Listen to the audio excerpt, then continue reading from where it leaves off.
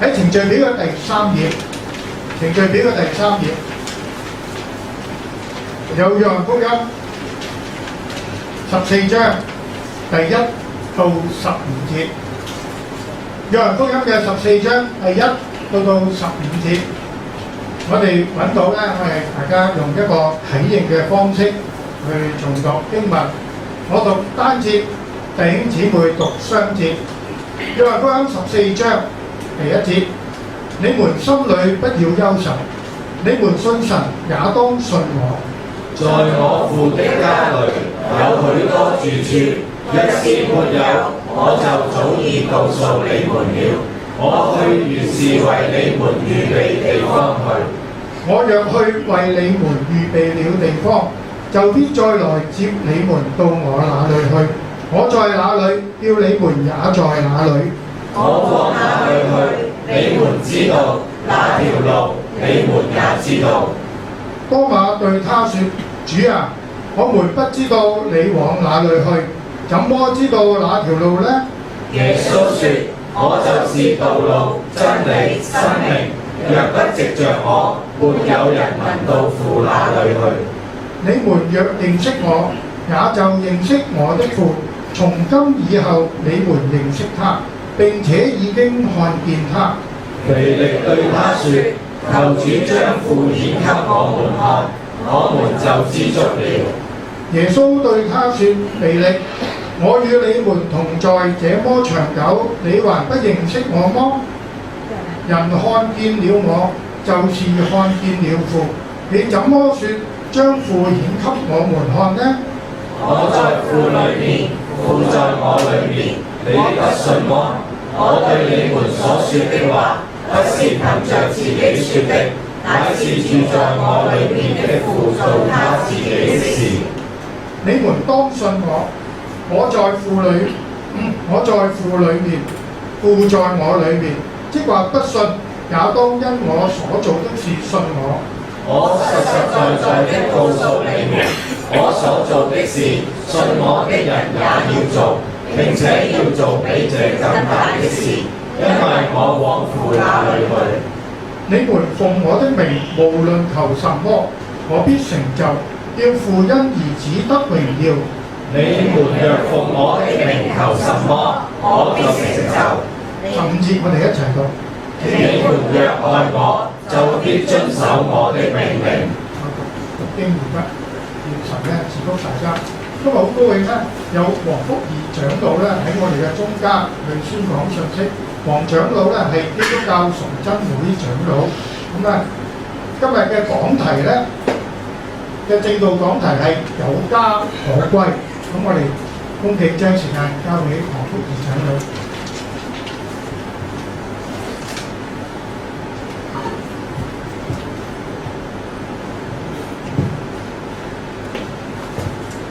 各位弟兄姊妹平安。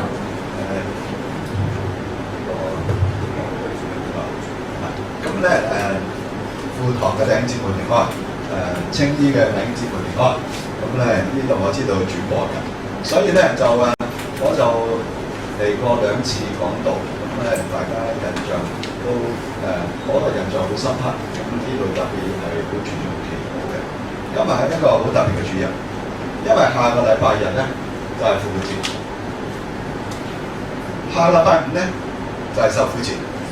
喺受苦節嗰晚上咧發生一啲嘅事情，所以咧我哋今日咧就主要個講題咧就係耶穌喺受苦節之前同門徒嘅一番説話。嗱，呢一個經文咧我哋讀咗啦，我哋唔再讀。今日我所要講嘅咧就係家在何方。我咧就有時入咗會民浸信會個網頁，喺網頁度咧就見到咧，原來講到咧有啲錄影嘅。咁咧有啲錄影咧，有時候咧我見到咧，淨係對住我咧就睇唔到啲 PowerPoint 嘅。咁咧如果錄影嘅時候咧，都可以幫手睇下。咁副堂嘅同埋青衣嘅都可以睇到我哋嘅投影片啦。今日主要講6樣嘢，就係嗰個背景啦。咁呢段聖經咧，我將佢分為4段，1到3節。家喺邊度？然後咧點樣翻屋企咧？4到7節。然後翻屋企有啲咩證據咧？就8到11節。然後究竟耶穌仲應承我哋嘅乜嘢咧？到12到15節。好啦，我哋睇睇咧呢段經文咧，其實係好重要嘅一段經文。喺前年啊，2013年咧4月17號，即係下個月咁差唔多呢個時候咧，戴卓爾夫人就過身，英國首相。當佢過身嘅時候咧，嗰個英國嘅現任嘅首相咧，就喺佢個安息禮拜咧所讀嘅經文咧，就係今日呢段經文。嗱，有時咧我哋係安息禮拜咧，有時有啲讀啲經文咧，我翻到去咧為你哋預備地方。嗱，今日唔係一個安息禮拜嘅日子，不過咧呢段經文咧係一個好重要經文，因為咧耶穌話為我哋預備一個地方。其實有個地方住咧好緊要，大家見到咧呢個唔係花布嚟嘅，呢個係啲大廈嚟嘅。呢個又係嗰啲大廈。我哋每一個人咧住喺其中一個好細嘅架仔入邊，你再睇下呢啲架仔，哇，係咪啊？我哋每個人都住喺其中一個架仔，睇落咧好似表闊啊，其實咧都好辛苦嘅。你睇下咁樣情況，嗱，有啲個豪宅嚟㗎啦嚇，有騎樓嘅，但係咧我哋出邊望落好靚，但係入邊咧可能有時候咧都好逼傑嘅，瞓喺度，食又喺度，坐又喺度，擺嘢又喺度，嗰啲人拜祖先又喺度，睇錶又喺度，睇電視喺度，全部喺一個好狹窄嘅空間入面。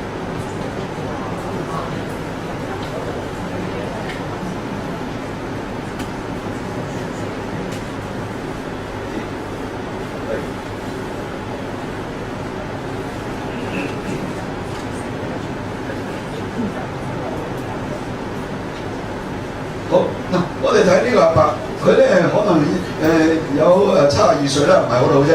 咁佢咧就收集咗好多嘅物件，咁啊成個屋企咧都逼晒。咁啊佢住嘅地方咧反而仲細過嗰啲衣物啊嗰啲嘢。咁咧你會發覺一個人屋企咧其實好緊要，但係好多人咧冇地方住。你睇下，好多人咧就分喺天橋底下露宿者。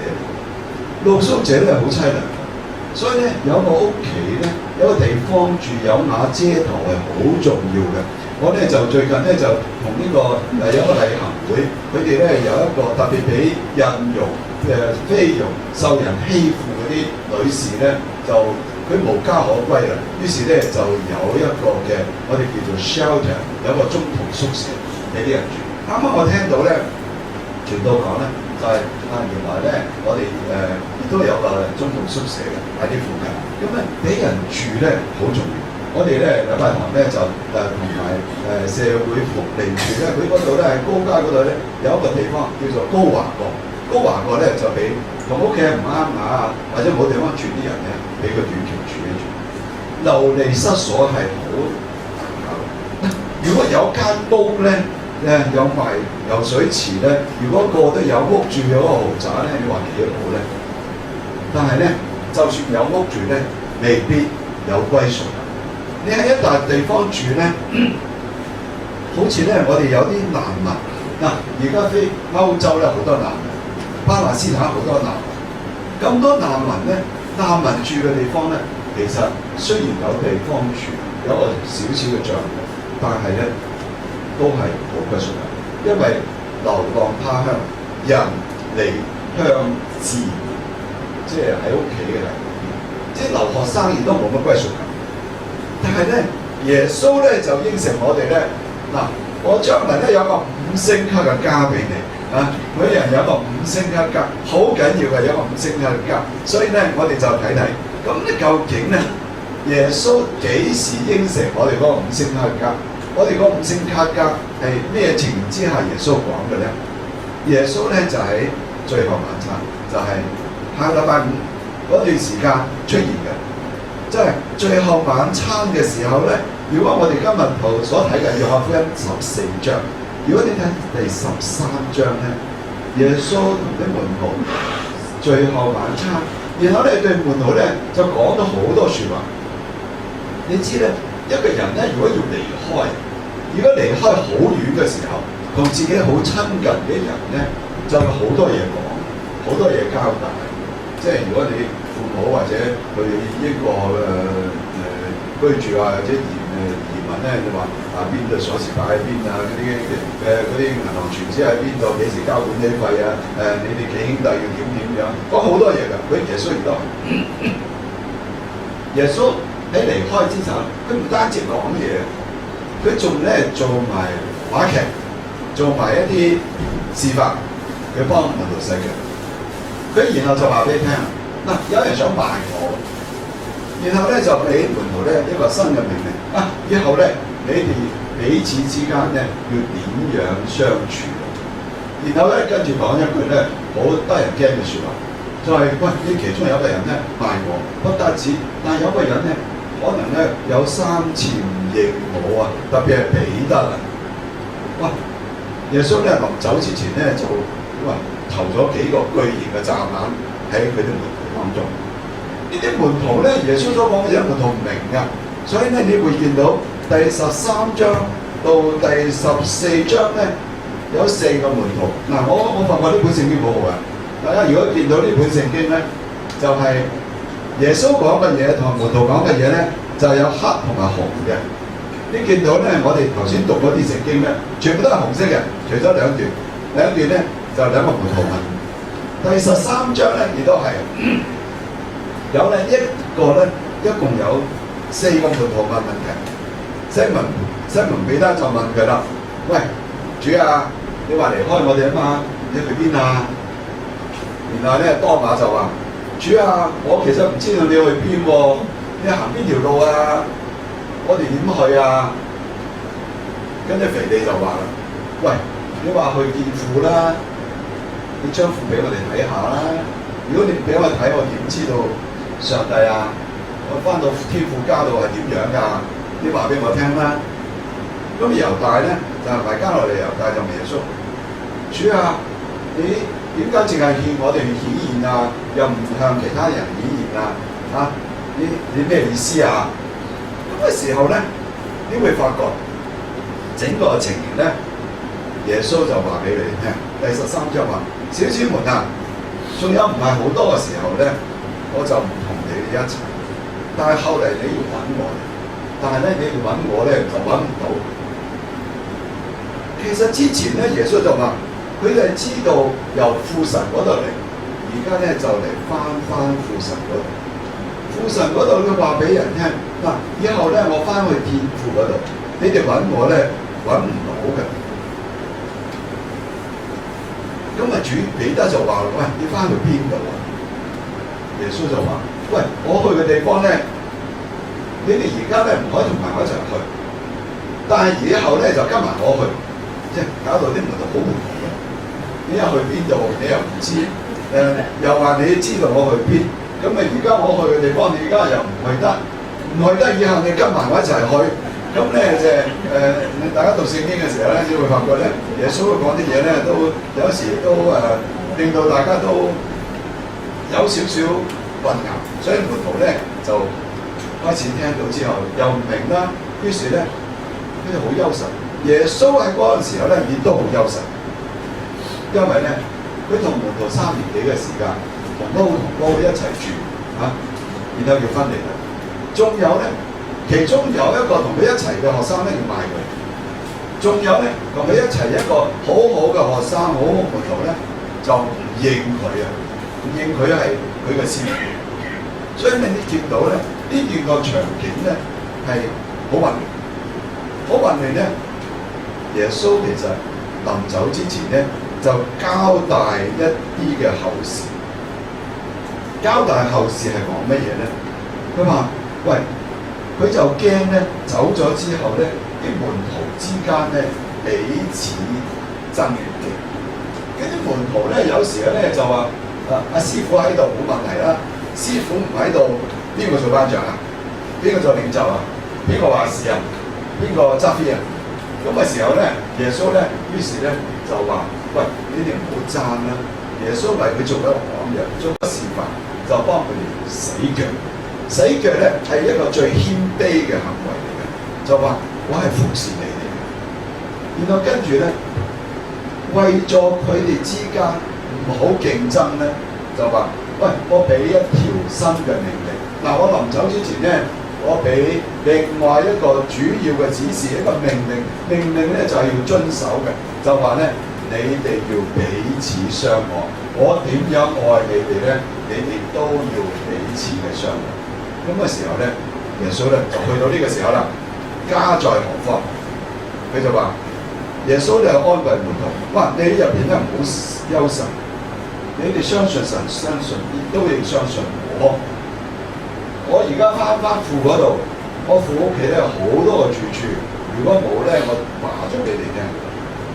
如果我去嗰度預備地方，遲啲咧我接你哋去，叫我喺邊度咧，你都喺邊度。耶穌話：你哋心入邊唔好憂愁。如果你有個親愛嘅朋友、親人要離開你遠去嘅時候咧，你心入邊係咪好擔心？係咪有啲憂愁？係啦，門徒點解憂愁咧？因為主要離開。第二，佢亦都唔知道主去邊度。第三，其中有一個門徒咧就唔認佢。嗰陣時咧，佢哋好混亂，因為咧佢跟咗耶穌嘅話，有個人領導佢哋，突然之間呢個領導唔見咗啦，失去咗倚靠，冇咗依賴。你見到當耶穌釘完十字架咧，啲門徒都唔知點啊！我哋翻去打魚啦，翻加利利打魚啦。於是咧，佢哋就覺得喂，呢段時間咧都唔係好掂，所以咧佢哋都好憂愁。憂愁嘅時候係咩咧？你唔知道自己做乜嘢好。我哋大家憂愁嘅時候都係，當有啲事情我要決定咧，我又唔知做好唔做好，做好抑或做好。咁你憂愁嘅時候咧，即係冇咗主意，冇咗定見，因為我哋嘅領導人走咗。憂愁咧，即係冇信心啦，冇把握啦。你可以，因為有啲嘢咧，你可以控制咧，你會有信心。但係耶穌點樣安慰佢咧？耶穌就話：如果你哋信唔信上帝？如果你信上帝，都係要信。信神同埋信耶穌，如果大家等於嘅話咧，即係話點樣？耶穌係神，耶穌係神。神同埋耶穌，耶穌都係神。所以咧，耶穌就話：你哋唔好憂愁，我咧留低平安俾你。耶穌所賜俾門徒一個平安，佢話：我俾你嘅平安咧，唔好似世人所賜嘅平安。所以咧，你心中唔會憂愁。耶穌所賜嘅平安咧，係令到人可以安睡，令到人唔使憂愁。所以咧，耶穌親自嘅應許門徒：我賜平安俾你。佢話咧：我而家去咧，我而家離開你。佢嗰個地方雖然你唔知，但係咧，我係為你哋預備地方嘅。因為我父屋企咧有好多個地方嘅，好多地方住嘅，有好多間房嘅，唔好以嘅訂酒店，一話咧即係假期當中咧上咗酒店都滿座嘅，要住啲唔知咩房嘅。咁咧所以咧，嗰度好多地方住，一定有。點解咧？如果冇咧，我話俾你知。而家咧，我哋用咩即係電腦上面嗰啲軟件咧嚟訂位咧，有冇啊？又冇。佢話一定有。如果冇咧，我早都話俾你知，有滿座，冇一定有。唔單止有啊，我訂咗啲房，我有好多地方住。我咧仲要翻落嚟咧，親自去接你哋去嗰度住。所以我哋發覺天上有個家幾好咧，一個5星級嘅。一個永遠嘅居所，呢個居所係點樣咧？呢個居所係有上帝同在。咁呢個屋企係邊度咧？其實耶穌喺地上咧，有時同我哋一樣。耶穌話：狐狸有毒，天空嘅飛鳥有窩，但係人子冇枕頭嘅地方。當耶穌出世嘅時候，佢冇酒店嘅，酒店滿晒座嘅。冇位啊！佢去邊度？去個馬槽度出世。所以耶穌有時候咧就將聖殿當為自己嘅家。佢話唔好將我嘅殿當作買賣嘅地方。當耶穌入咗聖殿嘅時候咧，佢就將嗰啲買賣咧趕走晒。當佢有一次，當瑪利亞翻嚟揾佢嘅時候咧，佢話：你豈唔知我喺我父嘅家中咩？喺個殿係耶穌嘅家。所以你見到耶穌在世嘅時候，其實佢冇居所，連租屋冇，私人樓冇，公屋冇，佢冇地方住，佢哋係咁流浪，佢以當聖殿做嘅地方。今次翻來佢喺邊度咧？佢而家所講嘅家，講嘅住處唔係聖殿，而係天堂，係神嘅居所。嗱，神嘅居所係點樣咧？神嘅居所未必係一個空間，好似我哋咁樣咧，有4個角落頭，有屋頂，有地下，有前面，有後面，唔係，未必係一個空間，而係咧有上帝同你同在嘅地方。有上帝同在咧，我句説話叫做以馬內利 （Emmanuel） 啊。以馬內利咧就係、上帝同我哋同在嘅時候，就係、天堂。大家有冇聽過呢首歌？有上帝同在就是天堂。我哋有上帝同在嗱，咁主召我哋翻去啊，有啲咩條件嘅咧？耶穌都講咗一啲條件。唔係個個人都去得。佢話咧，如果有一人係服侍我咧，就當跟從我。我喺邊度咧，服侍我嘅人都喺邊度。大家今年嘅主題咧就好啱啦，係咪？我哋咧要點樣放下雜根，上結果，然後積極侍奉，傳揚福音，積極侍奉。侍奉係侍奉邊個？侍奉神。侍奉耶穌。如果我哋積極侍奉咧，咁我哋就可以有條件神話願俾我。佢話：父啊，我在哪裏，願你賜給我啲人也同在哪裏。如果我哋係上帝所賜俾耶穌嘅人，咁咧我哋同耶穌同行嘅時候咧，我哋就會有呢個應許，我哋就可以翻到呢個家。所以我哋如果認識主，跟隨主，亦都侍奉主，咁咧我哋就係上帝所賜俾耶穌嘅人，我哋會同耶穌聯合，我哋會有一個永遠嘅家鄉喺神嘅。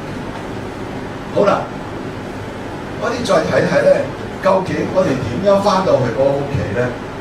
第4到第7節，耶穌就話：我去嗰度咧，你哋知道㗎，嗰條路咧，你哋知道㗎。其實咧，嗰啲門徒咧知唔知咧？當下就話：喂，我唔知你去邊喎，我點知邊條路啊？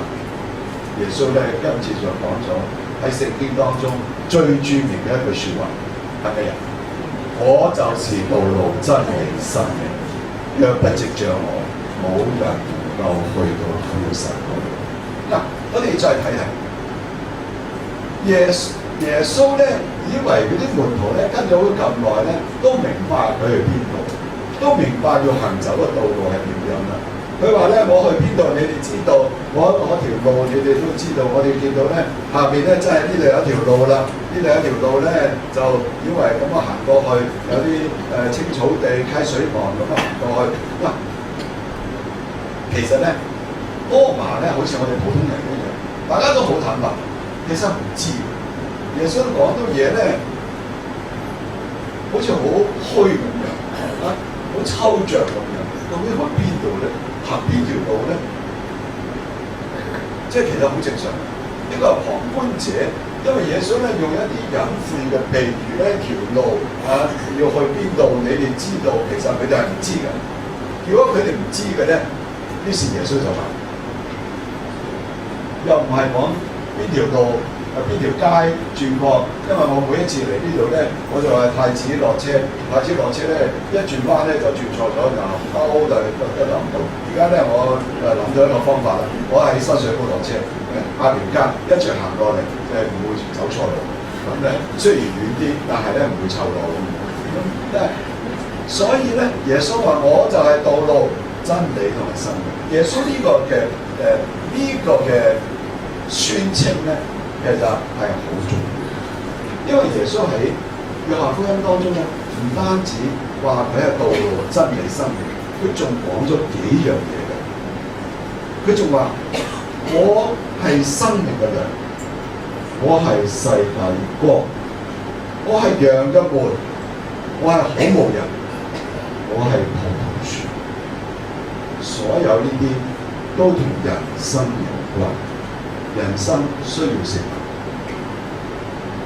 我哋嘅生命需要光亮，我哋需要去一笪地方，我哋需要有個牧者，我哋好似一棵葡萄樹，唔同主聯盟。但係最重要嘅就係耶穌話，我哋追求嘅真理、生命、道路，就係耶穌所講。呢個咧係一個好重要、好關鍵嘅一個説話。多馬咧以為咧耶穌所講嘅真係一條道路，我帶到東，最後帶到西，然後即係嗰度冇皇宮咁樣嘅。其實咧就唔係嘅，佢咧其實耶穌所講嘅咧係一條與上帝同行人生嘅道路。所以咧詩篇23篇就話咧話咩啊？引導我走義路。好似以色列人喺曠野咧，喺曠野茫茫咧，好難揾路㗎，冇指示牌㗎，冇 GPS 㗎，又冇衛星導航㗎，亦都冇手機可以話俾你知行呢條路㗎。所以咧，佢哋點樣行路咧？夜間有啲火柱，日間有啲雲柱，指示佢哋所行走嘅路。其實我哋人生當中咧，有時都係黑蒙蒙嘅地方啊，亂組亂撞嘅。究竟應該點樣行咧？所以行嗰條義路咧，需要上帝親自指引我哋，俾一啲光亮我哋，雲柱、火柱指示我哋人生究竟點行。大家嚟到呢個地方，嚟到戒道或者嚟到教會。其實上帝指引我哋。施洗約翰喺耶穌出嚟之前，佢話：我施洗約翰話收住主嘅道路。耶穌登山寶訓嗰度講話，其實世上有兩條路，大嘅同埋細嘅，亦都兩個門，一個闊嘅同埋一個窄嘅。大嘅路係引去滅亡嘅，窄路係引去永生。闊嘅門係引去滅亡嘅，窄嘅門係可以引去永生。窄嘅門入去嘅人好少。嗱，呢度有一個窄門啊！大家有冇去過呢度啊？喺道風山啊，道風山個門咧好窄好窄，佢哋寫住咩啊？生命的門啊！人要入窄嘅門。有時候咧，我哋唔好以為咧人多嘅地方咧就一定好嘅，其實人多嘅地方唔好去嘅。廣告閘機都係人多嘅地方專業嘅，即係耶穌咧所講嘅唔係我哋物質當中嘅一條路，而係一條屬靈嘅道路。呢條道路可以引我哋去到永生。好似耶穌呢度好似一隻羊仔。一隻小小嘅羊，佢都愛惜。耶穌話：我就是羊的門，凡從我進來的，必然得救，並且出入有出的。所以當我哋信耶穌，必然得救，而且我哋唔需要擔心生活。佢話出入有出的。耶穌話：我來了係要羊得生命，而且得得更豐盛。耶穌嚟要我哋每一個人，或者要你得生命，而且呢個生命唔係一個枯乾嘅，唔係一個枯燥無味，而係一個豐盛嘅生命。你願意接受耶穌咯？耶穌係個我哋跟佢。耶穌話：如果你唔接著我咧，就冇人可以去到天父嗰度。耶穌自己就係嗰條路，我哋相信佢就可以去到永生，去到天堂，去到父家。而且呢個係唯一嘅方法。我哋認識耶穌就呢條教，好似呢度所講，哇！一個跟住一個十字架可以經過一啲大嘅鴻溝，我哋可以去到上。耶穌咧唔單止話自己係道路喎，佢亦都話係真理同埋生命。耶穌點解話佢自己真理咧？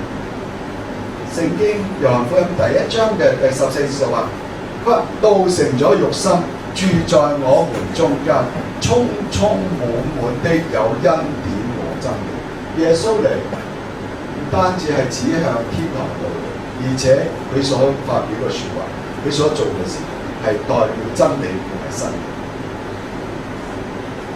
所以我哋如果認識耶穌，遵守主嘅道，我哋就可以得到自由。所以如果你信耶穌，佢話你們必曉得真理，真理有個功能係咩咧？叫你哋得自由。而家有時咧，我哋俾好多嘢捆綁住，我哋咧自己想做嘅做唔到，我哋唔想做嘅做咗，我哋咧好似咧俾啲嘢控制操控咗，因為冇咗真理，因為真理先至令到我哋覺得自由。真理喺邊度嚟嘅？真理係耶穌。所以，如果我哋認識耶穌，其實係認識神。所以耶穌話：你哋信神，亦都應信我。人見到我，就係見到父。所以耶穌將自己同天父係平等嘅，係表達咗真理。真理可以令到人得自由，人可以從罪中釋放出嚟。所以我哋見到有啲圖畫啊，聖父、聖子、聖靈。聖父、聖子、聖靈三位一體嘅真神，我哋認識神、認識耶穌，其實就係認識神。歸家嘅路，佢話佢係道路，佢係真理，佢係生命。耶穌話：父在我，生命也在我。對於生命嚟講，耶穌絕對不含糊，主賜俾人一個新嘅生命。歸家路淨係有一條，就係藉住耶穌，冇其他嘅方法。即係呢條道路係唯一，呢條道路亦都係我哋得到真理同埋得到生命嘅唯一嘅方法。但係如果我哋得到真理、得到生命，我哋得到呢種嘅方法之後，應該點樣做咧？所以咧，我哋要服侍神，我哋要傳福音，同大家嗰個嘅主題。積極嘅侍奉，然後傳揚福音。我哋有咗真理，我哋有咗生命，我哋有咗道路。嗱，如果傳福音嘅時候咧，如果冇好多人係唔知道道路，佢唔知道呢條路咧，唔識得耶穌嘅時候咧，佢就去唔到天路。佢唔識得耶穌，佢冇真理，冇真理就冇知識，冇知識就冇自由，佢始終俾人捆綁住。佢如果冇生命，佢就冇心喺世上生活嘅時候咧，就隨波逐流，隨從大眾，人哋做乜佢跟住做乜，佢個生活係控制唔到嘅。所以我哋今日要生活，要活喺主耶穌嘅教訓，因為遵行主嘅教訓，我哋就可以得到真理，就可以得到生命。所以我哋要傳福音。我哋今日攞咗呢個信息，我哋得咗真理，我哋得咗生命，我哋得咗道路。以前大家見到有好多人，以前嘅人好積極嘅係各方面去傳揚福音，將呢個好消息話俾人聽。所以歸家之前，我哋都要侍奉主。嗱，歸家有啲咩確據咧？喂！腓利就話：喂，你將父俾我哋睇下。其實耶穌話：喂，你同我咁耐，你都應該知道我係邊個。你應該認識我，其實就係認識父。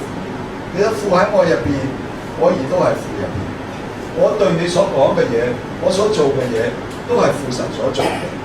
如果你相信我咧，亦都係相信父。所以咧。當耶穌回答腓利嘅要求，腓利要求乜嘢咧？好似世人一樣，就話：喂，你不如將上帝顯俾我哋睇睇啦。其實人都有咁嘅諗法㗎。但係我要做乜嘢？如果上帝出現同我講咧，我就信啦。如果佢唔同我講，我唔信。即係摩西都係咁樣啦。喂，你顯出你啲榮耀俾我睇睇啊！摩西咧一個神人都要咁嘅要求。人咧就以為眼見到嘅嘢先至係真實，但係咧上帝咧就係唔可以，因為見到必認識。摩西喺荊棘雲中都見唔到上帝，因為從來冇人見過神，只有在父懷裏的獨生子將佢表明出嚟，所以人係見唔到上帝，但人見到耶穌就見到上帝。耶穌點樣？耶穌係道成咗肉身，真理成為人嘅樣式，住喺我哋中間。所以我哋相信神，相信耶穌就可以見到上帝。嗱，你見到耶穌由出世到生活到傳教到釘十字架，係一個人嘅生活，所以活在我哋嘅中間。腓利咧就始終都唔明白，佢話我唔明白你。耶穌就話你見到我就見到父啦。咁樣嘅時候咧，呢個係好大膽嘅説話，就話咧我同上帝係同等嘅。所以耶穌當佢處死佢咧，其中一個罪名就話佢自己講咗顯講嘅話，就係咧佢自己將自己同父當為一體。所以呢個口吻咧，佢亦都用咁嘅方法咧。佢話：如果你哋唔認識我，亦都唔認識父；如果認識我，就認識父。所以耶穌講嘢咧，有時咧都好婉轉，都好直接。講完一次又一次，你認識我就認識父，你唔認識我就唔認識父。所以咧，雖然係重複，但係重。好多時我哋將啲嘢重複咧，就係重點嚟嘅。我哋其實都好似你哋，我哋信咗耶穌或者信咗上帝好多年咧，其實我都唔認識佢。主耶穌係邊個咧？有時啊，當我哋耶穌教我哋做乜嘢咧，我哋當佢冇道啊，我行我素。其實耶穌咧一日每一日都係睇住我。耶穌所講嘅説話係代替上帝所講嘅説話。耶穌所做嘅嘢係神嘅工作，所以耶穌喺世上嘅時候，佢宣講，佢醫病，佢趕鬼，佢做好多嘅神蹟，呢啲都係上帝嘅工作。咁我哋對耶穌嘅教訓喺聖經，耶穌嘅行為有啲咩回應咧？嗱，呢度我哋見到耶穌喺度五餅二魚，耶穌喺度醫盲眼嘅人，耶穌喺會堂度宣講以賽亞書，其實都係上帝嘅工作，所以見到耶穌就係見到神。耶穌喺父神入面，父神亦都係耶穌。佢將呢句説話重複咗2次。耶穌重複就話證明佢同上帝係同等。所以我哋如果信主、認識耶穌，就等於見到父，因為父喺耶穌入面。當耶穌離開門徒之前咧，佢亦都俾佢哋一啲確據嘅，即係有啲把握啊，等佢哋知道點樣。嗰度有好多地方住，如果冇去接翻佢，邊個留邊間位咧？耶穌咧就話俾門徒聽。我話俾你知，我走咗之後，我而家做咗好多嘢，但係我走咗之後咧，我所做嘅嘢你哋會做。第二，俾咗2個英文，第一就係、你哋如果奉我名，無論求乜嘢咧，就必成就。你們若奉我的名求什麼，就必成就。嗱，話俾個空頭支票，你哋要乜嘢，我就俾你。第二咧，如果你哋愛我咧，就要遵守我哋命令。但係求神嘅嘢咧，係有個條件。嗱，呢個咧承諾咧就係耶穌走咗之後，門徒就唔可以行神蹟，又唔可以醫病，又唔可以宣講，但係佢就話：我話俾你知，你哋咧做嘅嘢做緊要過我，重大嘅事情，佢哋傳福音。呢個嘢門徒唔可以去行神蹟行奇事，唔可以超越耶穌。但係咧，更大嘅事情係咩？門徒可以將呢個福音傳遍天下，令到信主嘅人增加。點樣成就？耶穌派聖靈嚟到佢哋當中為佢哋帶。呢度係馬太福音約翰福音第14章嘅16節開始，即係有聖靈喺佢哋當中咧，增加大家彼此溝通嘅。另外有一張紙條俾佢哋，就係咧，你哋求乜嘢咧，我哋都俾你。呢句説話咧，喺呢個聖經當中咧，亦都係重複咗2次嘅。佢話：你奉我嘅名，奉耶求嘅時候咧有啲條件嘅，你要奉我嘅名。嗰個名咧，耶穌嘅名係聖潔嘅，係有權力嘅，係有能力嘅，唔係有求必應嘅。你求主俾我6個number，俾我中6合彩啦。呢個唔係神嘅心意，神嘅心意係聖潔有權力，因為你所求嘅嘢要令到兒子得榮耀，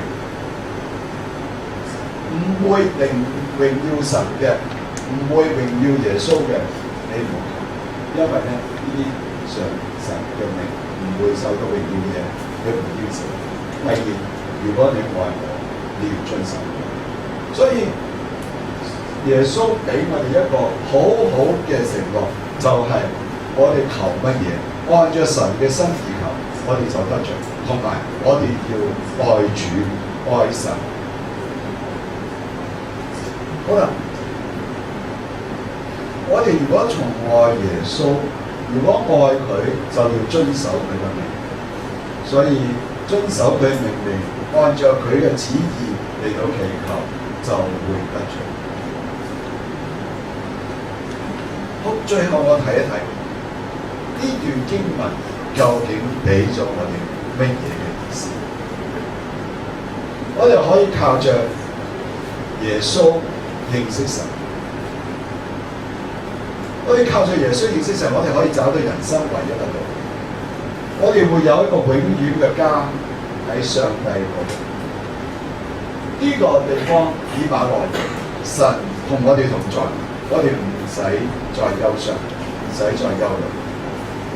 由於我哋有個永遠嘅家，所以我哋喺世上係有盼。如果冇希望咧，我哋人生就吃喝快樂吧，聽日就死了。由於咁樣，所以我哋生命有改變。我哋喺世上愛主，要聽主嘅命，靠着耶穌做更大嘅事。咁嘅時候，我哋榮耀主嘅名，我哋奉主名求乜嘢，我哋就不成就。如果我哋愛神，就要遵守他的命，因為我哋有耶穌翻去上帝嗰度為我哋預備地方，而且嗰個地方係好多，係好靚嘅，5色嘅地方。願神賜福大家。我哋一齊嚟禱告。主耶穌，我哋多謝你，因為你為我哋預備地方。我哋世上雖然揾唔到一個好好嘅、好理想嘅居所，但係我哋知道我哋有個天上嘅家，呢個盼望主你賜到俾我哋，亦都話俾我哋聽。如果我哋奉你嘅名，無論求乜嘢，你都成就。我哋要愛主你，亦都遵守主你。求你幫助我哋，我哋咁樣禱告，奉耶穌基督嘅名。